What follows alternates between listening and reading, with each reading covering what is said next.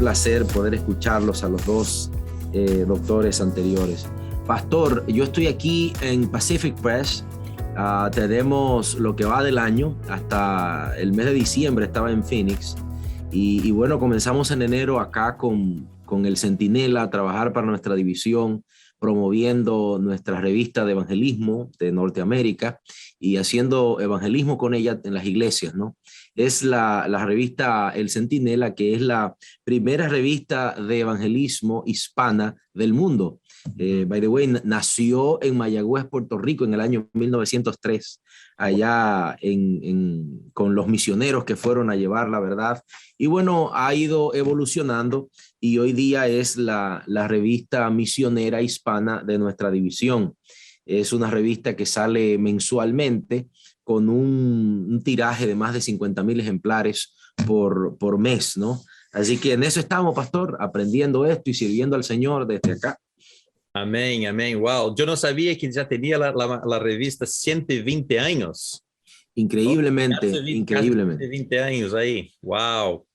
Mi amigo, que Dios continúe bendiciendo tu ministerio, ¿no? Hermano White nos dijo que el material escrito, ¿no? La bendición y el trabajo que está haciendo, que Dios continúe bendiciendo grandemente. Mi amigo, te lo dejo ahora para su tiempo, doctor Elvis Díaz. Una vez más, mi amigo, gracias por estar aquí con nosotros y el tiempo es suyo. Muchas gracias, pastor.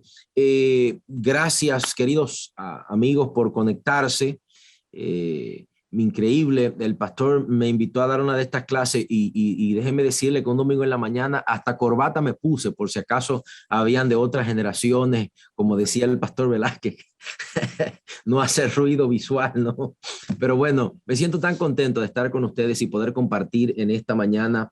El tema que vamos a tratar hoy es liderazgo en tiempos de crisis, cómo liderar en tiempos de crisis. Fui muy nutrido con las dos clases anteriores, las dos intervenciones anteriores. Me encantó muchísimo. Y vamos a entrar a tocar ahora cómo nosotros liderar en tiempos de crisis. Voy a tratar 8 puntos y voy de repente al analizar cada punto, voy a tratar de compararlo con la forma como nosotros hemos administrado la crisis actual, que es la crisis de la pandemia, y cómo más o menos se ha visto que la iglesia lo ha trabajado. Y yo quisiera que al trabajar cada aspecto, cada punto, cada idea que te vaya dando, de repente tú puedas ir comparando cómo lo estás haciendo tú, cómo lo está haciendo tu iglesia, cómo lo están haciendo allí. Así que vamos a trabajar con eso. Permíteme orar en este momento para que iniciemos. Querido Señor, gracias por tu amor y misericordia, por el privilegio maravilloso de servirte. Gracias por esta comunidad de líderes que está conectada, recibiendo entrenamiento, capacitándose, preparándose para servirte mejor, oh Dios. Quiero pedirte de manera especial que puedas usar a cada persona que está acá, en especial a los que están haciendo la tarea tan ardua de traducir a estos seminarios online. Quiero pedirte una bendición especial y que tu Espíritu Santo nos dé sabiduría para poder aplicar cada conocimiento a nuestro contexto de trabajo. En el nombre de Jesús, amén y amén. Voy a darte 8 pasos que debemos tomar en cuenta para liderar en tiempos de crisis. El primer paso es evaluar la crisis, pero no solamente evaluarla, sino ser realista. Y cuando hablamos de crisis en liderazgo, mira, hay muchas cosas que detonan crisis. Lo que estamos tratando, que ya se trató en los 2 primeros intervenciones, es una crisis de liderazgo. Cómo nosotros plantear el evangelio, cómo liderar a diferentes generaciones. Nuestras iglesias son multigeneracionales. Cómo de repente nosotros podemos ejercer liderazgo, que es influencia, cómo podemos influenciar con el evangelio, con el cristianismo, con la salvación a una iglesia multigeneracional. Es increíble. Eso provoca crisis en el liderazgo muchas veces. Pero bueno, estamos nosotros nosotros trabajando en un tiempo de crisis. La pandemia se levantó como una crisis. Yo recuerdo, estaba yo dando una semana de evangelismo en República Dominicana, en la comunidad del sur, muy hermosa campaña, extraordinario, los hermanos felices, contentos, bautizamos como 38 personas y de abrazarme con la gente, llegué a Estados Unidos y una semana después estábamos trancados en las casas sin poder salir, sin poder hacer nada. Y cómo hacer ministerio, cómo hacer iglesia, increíble. Hablaba con los pastores en esa época y recuerdo que nos comentábamos cómo vamos a salir adelante, cómo vamos a sacar la iglesia. Y recuerdo que un pastor de mucha experiencia, él es el vicepresidente de la Unión del Atlántico, me llamó y me dijo, Elvis, creo que la iglesia va a sufrir mucho. Creo que la iglesia va a vivir un zarandeo. Y meses después me llamó y me dice, pastor, quiero expresarte que estoy agradecido de Dios y oro dándole gracias a Dios por el pastor de la nueva generación. Él se refería a los pastores jóvenes, la forma como ministraron, cómo abrazaron la iglesia en esta época de crisis. Y quiero analizarlo contigo un poquito. Mira, cuando analizamos la crisis hay que ser positivo, pero no podemos ser irreales. Hay que ser completamente reales. Hay que ser sincero con el equipo que nosotros estamos trabajando, contigo mismo, pero también con el equipo. Cuando evaluamos los retos de la crisis, debemos hacer esto. Por ejemplo, yo quisiera evaluar contigo así rapidito para ponerte un ejemplo. Voy a utilizar la pantalla y quiero evaluar contigo los principales desafíos que experimenta la iglesia en liderando en pospandemia. Quiero poner, voy a hacer share de pantalla acá. Perfecto, aquí lo estamos haciendo. Espero que podamos llevar las traducciones bien. Si nos está funcionando, ahí está, míralo ahí. Mira, con esto de la pandemia en las iglesias, y voy a utilizar estadísticas de Norteamérica, perdónenme los que están en Sudamérica y los que están en Interamérica, traten más o menos de aplicar y evaluar si alguno de estas cosas de repente puede aplicarse a su contexto, pero quiero utilizar esto como ejemplo. Evaluando el desafío, evaluando la crisis que ha provocado la pandemia. Me imagino... Por favor, si alguien me puede escribir en el chat y que sí se puede ver bien la pantalla, ¿verdad que sí? Sí se puede ver bien la pantalla. Escríbanme eso. Muy bien, perfecto, muchas gracias. Ya lo vi. Miren, el primer desafío es lo que le hemos llamado el desafío de la membresía fluctuante, que es una combinación con el evangelismo reciclado y con la membresía fluctuante. Hay una evaluación muy cruda que fue realizada en las iglesias protestantes en los Estados Unidos acerca de su crecimiento. Y es muy interesante porque esto arrojó la idea de que el crecimiento evangelístico que se ha producido en las iglesias protestantes en los últimos 20 años en Norteamérica es reciclado. Una persona deja de salir de una iglesia para entrar a otra. En el caso del adventismo se ve mucho eso. De repente nosotros recibimos hermanos de Interamérica y los aceptamos por profesión de fe en Norteamérica. Resulta que esa persona sigue siendo miembro allá y también miembro acá. Eso es un evangelismo reciclado. O de repente yo planto una iglesia y cuando planto una iglesia lo que hago es que agarro a esta iglesia y me llevo miembro para esta y entonces me voy de la estatal a la regional o viceversa, ¿no? O de repente me enojé y cuando me enojé salgo con este grupo de personas y lo coloco en una iglesia nueva. Entonces tengo, en vez de una iglesia, tengo dos. Eso es crecimiento estadístico. Sin embargo, es un crecimiento reciclado porque es un crecimiento con lo mismo. Entonces es una evaluación muy cruda, muy interesante. La idea no es criticar, la idea es evaluar un sentido de crisis. Entonces de repente cuando combinamos esto con lo que le llaman la membresía fluctuante, ¿qué es una membresía fluctuante? Mira, estadísticamente las iglesias tienen siempre la ley del famoso 15-20 o el 10-15, que quiere decir que siempre la iglesia tendrá un 10% a un 15% vacío. Que es el miembro que va cuando hay ocasiones especiales, cuando hay actividades especiales, ese miembro va a ir a la iglesia. Es un miembro que fluctúa. Bueno, lo que dice es que la pandemia nos está dejando en la reapertura la membresía una fluctuación de más de un 40%. O sea, lo que era un 20, un 15, se ha multiplicado. Lo que está diciendo las estadísticas es que nosotros estaremos experimentando el índice de deserción en la membresía de iglesia nunca antes visto en la historia de la iglesia cristiana moderna. Increíble. O sea, lo que está diciendo es que las personas, tú no le puedes llamar y decir, hey, no te vi en la iglesia, ¿qué pasó? Bueno, me estoy cuidando del COVID, no fui. Y eso es lo que estamos experimentando en Norteamérica. Y es interesante ver ese índice de deserción. De repente nosotros lo evaluamos en sentido financiero y vemos y decimos, bueno, los diezmos no han bajado, las entradas no han bajado. Sin embargo, hay un índice de deserción que se experimenta. Otro de los grandes desafíos que nos deja la pandemia y que nos pone a liderar en crisis es lo que le llamamos el espejismo cibernético. ¿Qué es el espejismo cibernético? De repente tú en pandemia hacíamos transmisiones todos y esas transmisiones nosotros agarrábamos y lo colocábamos y teníamos 100, 200 personas viendo una transmisión. Nosotros decimos, wow, increíble, me están viendo 100 personas un sermón. Pero cuando nosotros mirábamos la estadística de engage de esa transmisión, nos dábamos cuenta que el tiempo promedio visto fue de 6, de 15, de 30 segundos. Increíble. O sea, esas 1000 personas que me vieron, de repente se reducen a 5, a 6, que tal vez vieron el sermón completo. Es interesante, ¿no? Entonces nos lleva a nosotros a creer que sí, que estamos impactando, que estamos discipulando. Bueno, eso nos lleva a una crisis.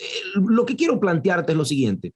Hay que ser realista. Cuando tú analizas tu crisis, tiene que ser realista. Pero cuando eres realista, no puedes confundir el realismo con el negativismo. Oh, no se puede, ya la iglesia se cayó, ya no funciona, ya los jóvenes los perdimos, ya no puedo ministrar en esta época. ¿Cómo voy a entender este joven moderno? No, que ya la iglesia cambió, esto se dañó, mira ahora los muchachos cómo andan, ahora ya no son ortodoxos como antes, ahora ya se pintan las uñas, ahora mira, ahora ya usar joyas no se censura y que se dañó la iglesia. No, hay que evaluar la crisis. Pero al evaluar la crisis, tú no lo puedes confundir con negativismo. Entonces, primer punto, evaluar la crisis y ser realista, crudo, pero no negativo, ¿ok? Luego, entonces, viene el segundo punto y me encanta. El segundo punto es, mira, las crisis realmente ofrecen grandes oportunidades. O sea, la crisis ofrece oportunidades y el líder tiene que aprender a ver oportunidades en medio de la crisis. El líder debe de aprender a ver oportunidades en medio de la crisis que se presentan. Es interesante, la multigeneración en una iglesia es un reto, provoca crisis. Sin embargo, cada crisis es una oportunidad maravillosa de ministrar, de crecer, de enseñar. Por ejemplo, la pandemia nos ha entregado a nosotros 3 grandes oportunidades. Mira, 3 grandes oportunidades. Te voy a mencionar así rapidito para aprovechar el tiempo. La primera gran oportunidad que nos presentó la pandemia es entrar en las redes sociales. Mira, es increíble lo que te voy a decir. En Estados Unidos, por eso te dije que iba a usar las estadísticas de acá, pero mira, en Estados Unidos se entiende que más del 60% de las iglesias protestantes en Norteamérica no tenían ningún tipo de interacción digital. Oye lo que te estoy diciendo, de cada 10 iglesias, más de 6, entre 6 y 7, no tenían ningún tipo de interacción en redes. No tenían una página de Facebook, no transmitían en YouTube, no tenían un Instagram, no aparecían. Es más, ni siquiera estaban localizadas en el Google Map. Increíble. A Maceda le encanta esto, le daría risa, ¿no? Interesante, no estaban ni siquiera registradas en Google Maps. O sea, quiere decir que antes de la pandemia tú llegabas a una ciudad y le colocabas en el Google Iglesia Adventista del Séptimo Día y tal vez te aparecía una. O sea, no teníamos incidencia en el mundo digital. Pero interesantemente, la pandemia nos arrojó a la digitalización. La pandemia nos arrojó al mundo cibernético. Y en cuestión de meses, esas estadísticas cambiaron a más del 90% de las iglesias protestantes en Norteamérica tienen interacción digital. Increíblemente, tú vas a una ciudad y buscas iglesia adventista y te aparecen todas las iglesias que hay. sin importar el idioma que sea. Es interesantísimo cómo ocurrió eso. Salíamos a hacer transmisiones y aunque algunos pertenecían a otra generación, como decía el pastor Velázquez hace un momento, aunque algunos pastores pertenecían a otra generación que no sabían ni siquiera usar un teléfono inteligente, comenzaron a hacer transmisiones y salían de cabeza, pero salían. Es increíble. O sea, el segundo punto es, la crisis nos ofrece oportunidades, oportunidades de trabajar, de crecer, oportunidades de servir y que las personas conozcan al Señor y que la gente pueda encontrar el mensaje de la salvación. Por ponerte un ejemplo en el caso de la pandemia, y voy a seguir para no agotar el tiempo. El punto número 3, para manejar, liderar en tiempos de crisis. La crisis abre la puerta a la creatividad. Mira, no sé si usted a lo mejor en su vida de pastor se ha encontrado con lo que me encontré yo. Yo recuerdo, me imagino que Macena lo acuerda bien, aquella iglesia del Faro en el norte de Nueva Jersey. Increíble, yo tuve que reunirme varios meses con la iglesia para quitar las sillas del púlpito, porque eran silla vieja, un púlpito antiguo. Bueno, y el Señor nos permitió el púlpito, lo colocamos como si fuera un monumento así, para que la gente lo viera como un monumento, para poderlo quitar de ahí, de la plataforma, porque la gente no entendía quitar eso. Yo quiero que tú entiendas una cosa. Poner una luz en la iglesia de color era algo extraño. Sin embargo, la crisis de la pandemia, el estar transmitiendo, yo vi gente adulta decir, no, pastor, hay que cambiar ahora, poner lucecita para que se vean bonitos, para que a la gente le gusta. O sea, estoy hablándote de un detalle muy simple, de un detalle muy sencillo, pero sin embargo, la crisis permitió la creatividad. Y te digo algo más. Los departamentos que menos sentido le dábamos en las iglesias, y quiero ser completamente sincero, fueron los departamentos que más trabajaron y que más impactaron en la crisis de la pandemia en su época más cruda. ¿Cuál? El de los muchachos. El asunto de media. Los muchachos fueron los que más trabajaron. Es increíble. Y eran los que estaban allí. Yo en plena pandemia estaba de pastor del norte en Phoenix, y es increíble, eran los que estaban allí. El diácono no quería ir a abrirnos la iglesia, entonces yo llamaba a los muchachos, hey, ayúdame con la transmisión, que hay que transmitir los cultos, no podemos dejarnos, y allí estaban los muchachos al pie del cañón, en plena pandemia, transmitiendo. O sea, increíblemente, porque las crisis abren paso a la creatividad. Y esto tiene que conectarlo con el punto número 4. No te resistas a lo nuevo. Como líder en tiempos de crisis tenemos nosotros que entender este principio. No podemos resistirnos a lo nuevo.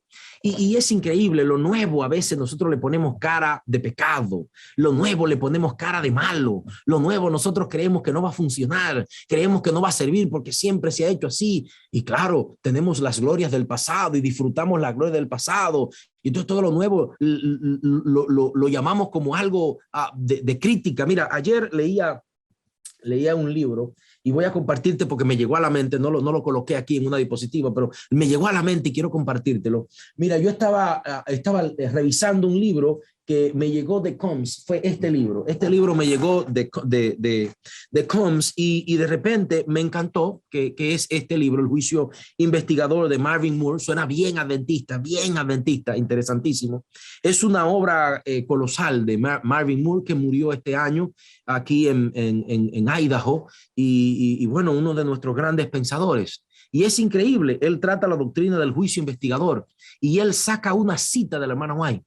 Increíblemente, la hermana White escribe en Testimonio para la Iglesia, y él agarra esa cita, donde dice ella que es incorrecto pensar que la verdad que tenemos es absoluta y que con el tiempo nunca va a cambiar. Increíblemente, yo leí eso y Pastor Macena, la cabeza me botó humo.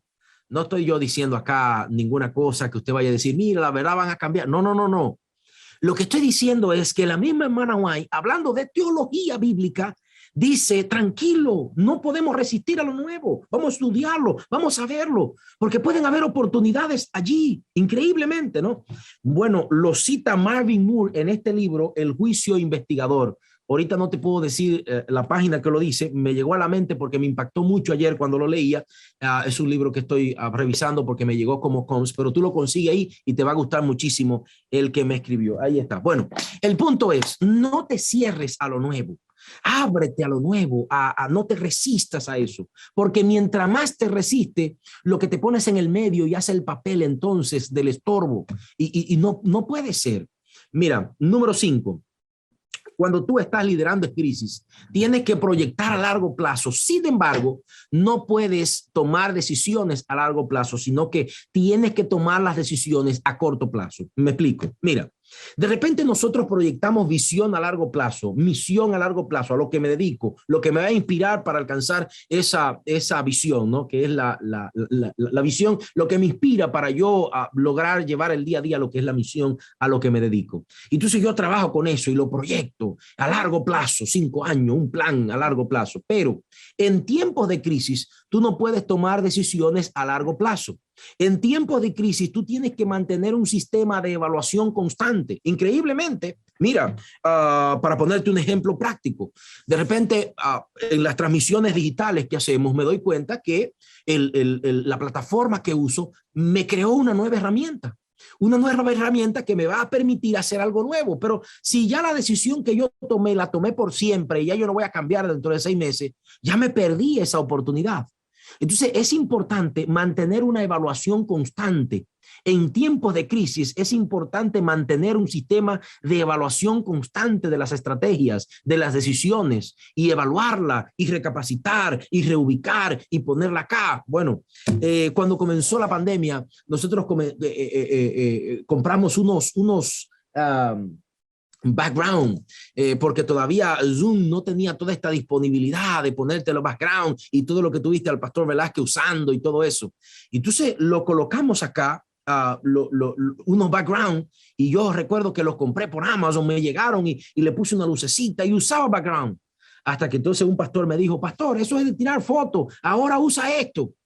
Increíblemente. Si yo me hubiese quedado, no, que ya yo pagué $80 por ese background y me voy a quedar con él. No.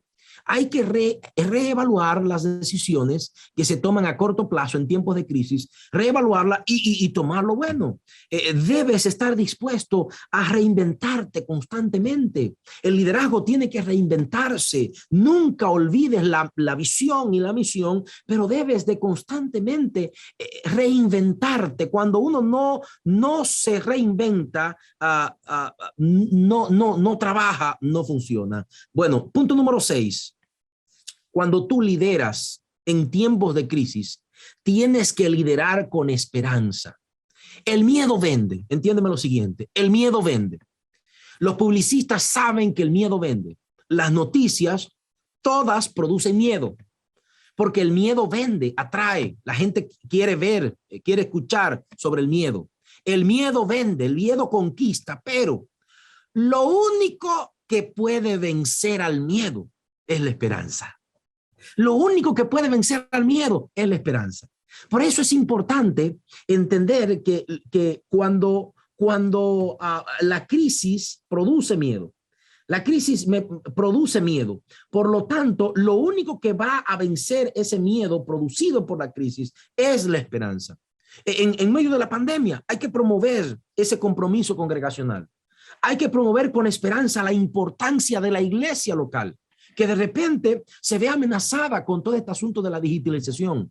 La importancia de la iglesia local, las enseñanzas bíblicas, la Biblia, el cuidado espiritual unos con otros, la testificación a un mundo que perece. O sea, la esperanza es lo único que vence al miedo. Por lo tanto, cuando tú lideras en época de crisis, en tiempo de crisis, debes de hacerlo con esperanza.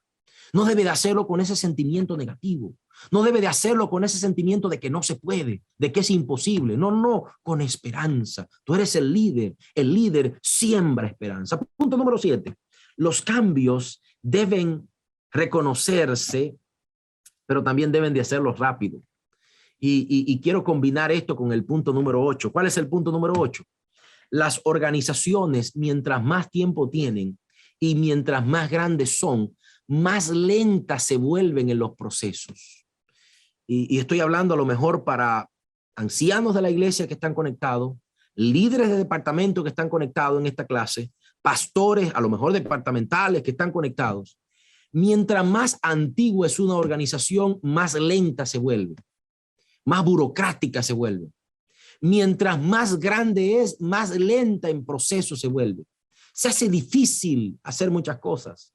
Es increíble tomar un voto, difícil para mover una puerta, pintar una pared, difícil en las iglesias locales. O sea, difícil, para bautizar a una gente hay que tomarle el voto, llevarlo a los ancianos, a la junta, difícil.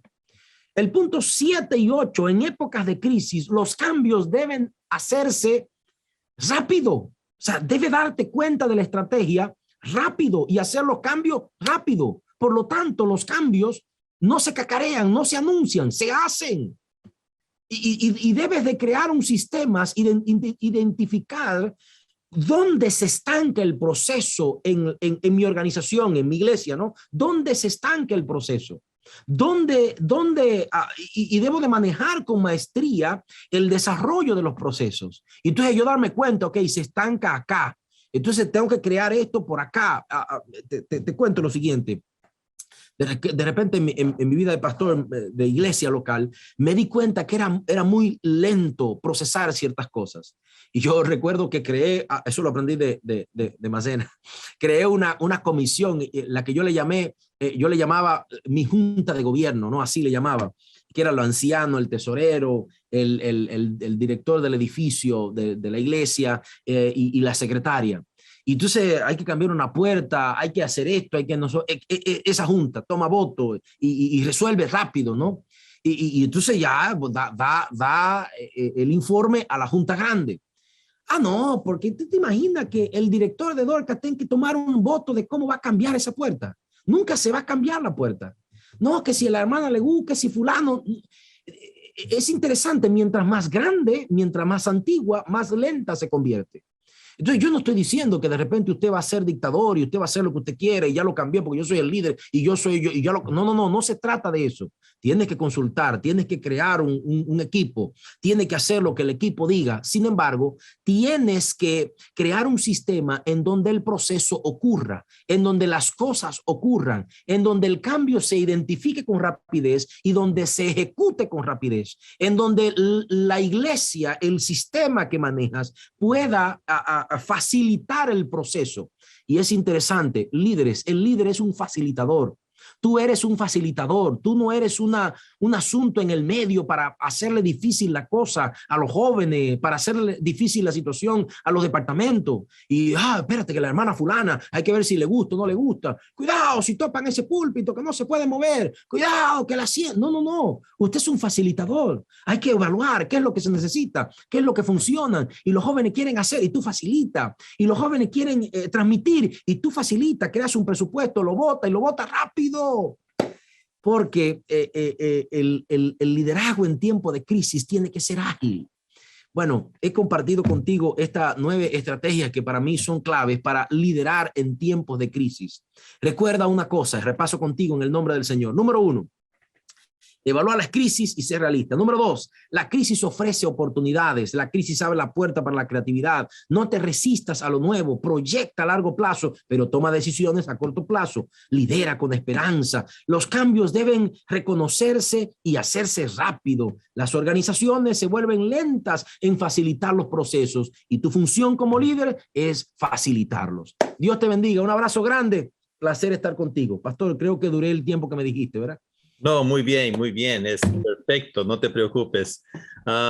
Doctor, mira, déjame, hay varios puntos aquí que son esenciales, pero quiero salientar algunos por causa de nuestro tiempo. Oportunidades en las crisis. ¿Por qué nosotros, cuál sería tu pensamiento? Mira, nosotros, usted dijo ahí que 60% no estaba en las redes sociales. La iglesia no existía. No, estaba por ahí perdida en un lugarcito. Ahora mira bien, la gente de afuera, los business, los negocios, la gente que está vendiendo el pollo, la gente que está vendiendo el carro, la gente que está vendiendo ahí lo que sea. La gente toda está en las redes sociales. Estas personas no esperaron la crisis para, mira, estamos acá, ya estaban. Y no solamente tal vez lo hicieron algunos ajustes aquí o ahí, pero ya estaban.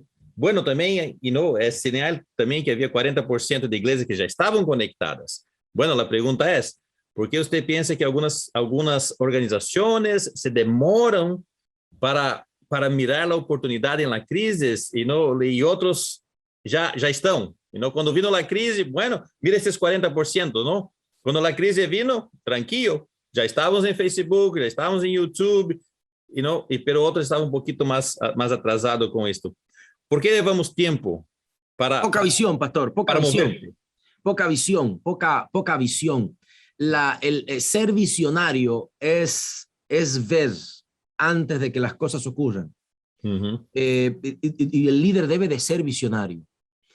Lo que pasa es que nosotros muchas veces nos metemos en la caja, no de líder, sino de manejador del manual, de lo que dice, de los procesos que dice el manual para hacer ciertas cosas. Y entonces entendemos que ser anciano de iglesia, que ser pastor, que ser líder de iglesia, es simplemente yo aprenderme el manual de procedimiento para ministro, el manual de iglesia, poder, el orden parlamentario de dirigir una junta y ya. Sin embargo, ser líder es tener visión, es adelantarse a los acontecimientos, es ver oportunidades, a veces donde nadie las ve. Entonces, es importante que nosotros tengamos eso en mente. Las iglesias que no estaban era porque no lo veían relevante. Se le complicó. No lo veían relevante, no existían. Tenían 3, 4 personas, se preocupaban era por mantener, pero no existían porque no la veían, estaban falta de visión. La visión es una capacidad dada por el Espíritu Santo. Por eso el líder debe pedir al Señor el Espíritu Santo para que el Espíritu Santo le dé visión. Muy bien, muy bien. Pastor, una pregunta aquí, mi hermano lo hizo. Porque estamos hablando de social media, de predicar en las redes sociales, ¿es recomendable que todos los laicos prediquemos en las redes sociales? ¿Cuál sería tu opinión en esto?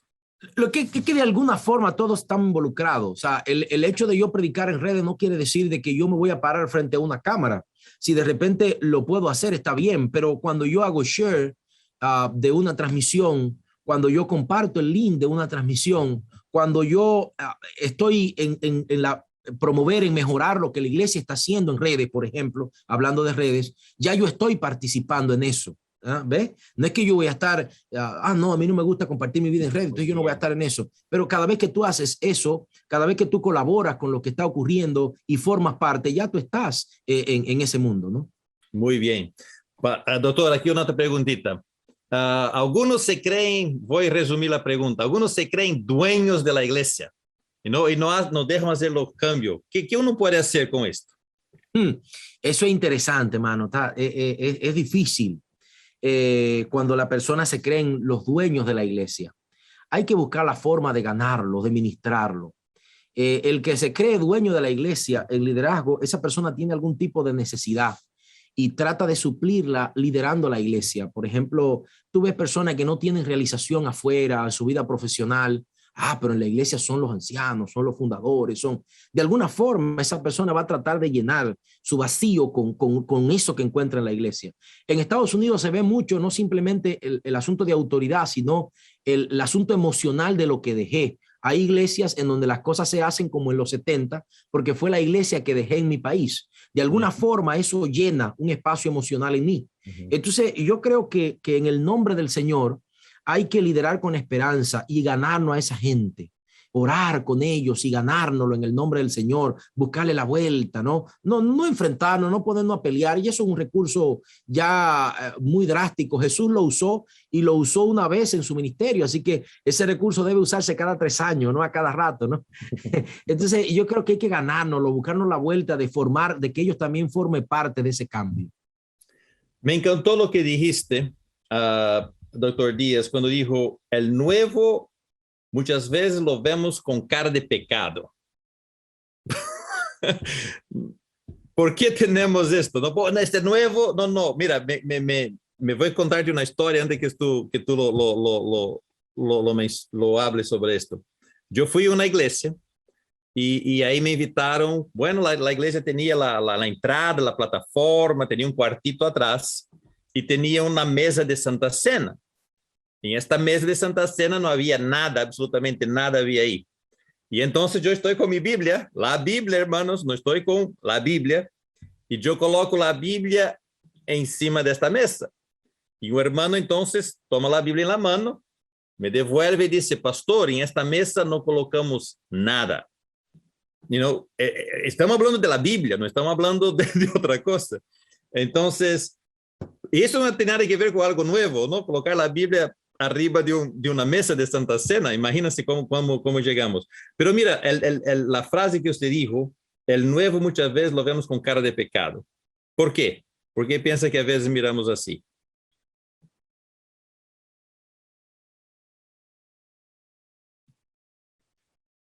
Elvis, usted está con mute. Míralo ahí. Ahí. Es uno de los desafíos. Si nos dieran $1 por cada vez que nos dicen que hay que hacer mute, fuéramos ya millonarios en este año de pandemia. Es interesante, pastor, lo diferente asusta. De alguna forma el ser humano en su psiquis está preparado para monotonizar, o sea, hacer lo mismo. Y cuando de repente tú le cambias algo en ese chip, inmediatamente se asusta. Resulta que la persona no se hace autoconciencia. La gente cree que, o sea, no se da cuenta y dice, oh, mira, el pastor Macena puso la Biblia ahí. Eso es diferente a lo que yo siempre he visto. Ya eso me genera a mí un miedo, porque como siempre yo lo he visto así. La gente no piensa eso. La gente lo que busca excusa es para que eso siga viéndose como él siempre lo ha visto, porque de alguna forma eso le provoca algún tipo de seguridad emocional, ¿ve? Entonces, el liderazgo está muy envuelto con las emociones, queridos líderes. O sea, cuando tú ves eso, no mates a la persona, porque lo que da deseo tú como líder es como quitarlo del medio porque esa persona está obstaculizando el avance. Pero no lo mires así. No lo mires así. Míralo como alguien que debe ser ministrado. Porque tú sabes lo que es que a una persona le provoca inseguridad emocional el hecho de que pongan una Biblia encima de una mesa. Quiere decir que esa persona tiene grandes necesidades, que todavía su fe, su confianza no ha sido desarrollada en Cristo. Él no lo sabe, pero tú como líder debes de saberlo. Entonces no puede matarlo, no puede maltratarlo. No. Hay que ministrarlo en el nombre del Señor, porque hay una seguridad, hay una inseguridad interior. Entonces, pastor, cuando la gente se resiste y ve lo nuevo con cara de pecado, es justamente por eso, porque se ha acostumbrado a eso. De hecho, pastor, yo voy más lejos. Hay personas que cuando sienten esa inseguridad, la visten de religiosidad. Le ponen una vestimenta de religiosidad. Entonces vienen, a Dios no le gusta eso, mentira, era a ti que no te gustaba. A Dios no le gusta esa música, mentira, es a ti que no te gusta. No, que la hermana White dice, quién sabe dónde lo dijo, tal vez ella ni lo dijo nunca, pero no, lo vestimos de la iglesia ha cambiado, la iglesia no es, no, eres tú, es la iglesia que tú conocías, tu cristianismo, tu interpretación de ella.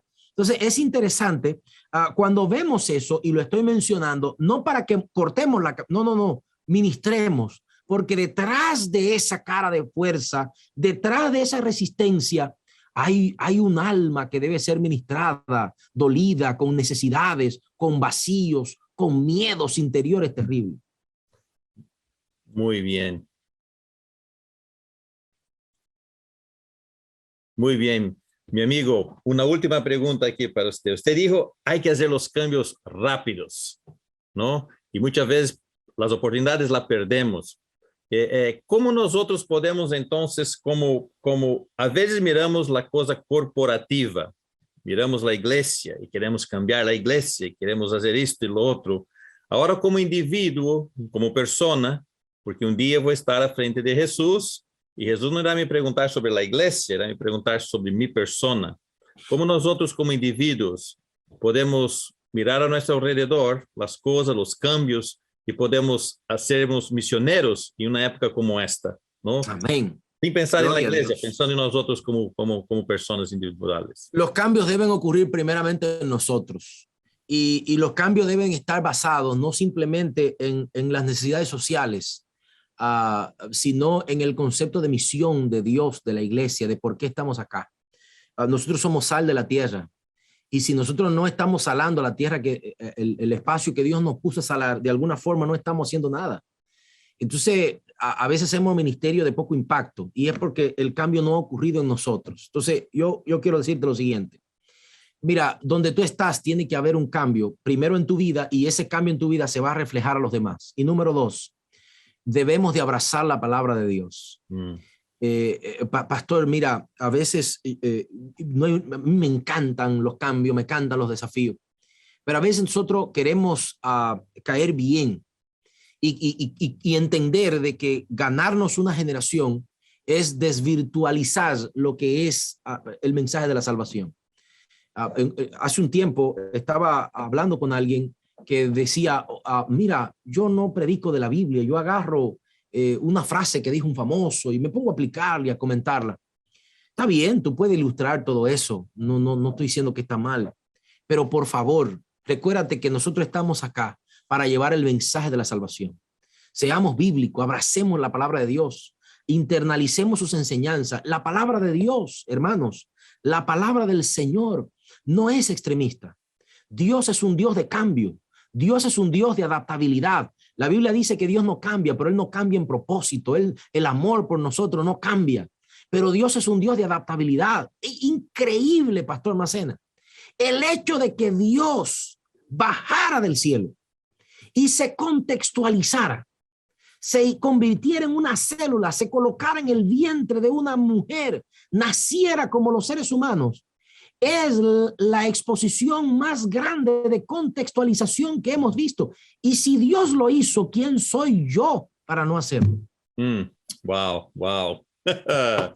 Muy bien. Mi amigo, primeramente, muchas gracias por su tiempo con nosotros. Que Dios continúe bendiciendo tu ministerio, tu familia, tus 2 niñas lindas, hermosas que tiene, que Dios continúe bendiciéndote.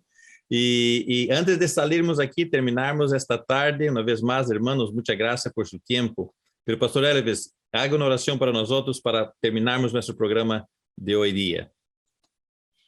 Querido Padre Santo, gracias por tu amor y misericordia, gracias por estas clases, gracias por el ministerio del Pastor Macena, por los exponentes que estuvieron al inicio. Gracias, Padre, por el ministerio de cada uno de los que está conectado. Permite, Padre, ser un líder de impacto, de transformación donde quiera que estén, para las diferentes generaciones, para la iglesia, Señor, que podamos avanzar con este mensaje maravilloso de la salvación, contextualizado a las diferentes edades, Señor, y que podamos liderar en este tiempo de crisis.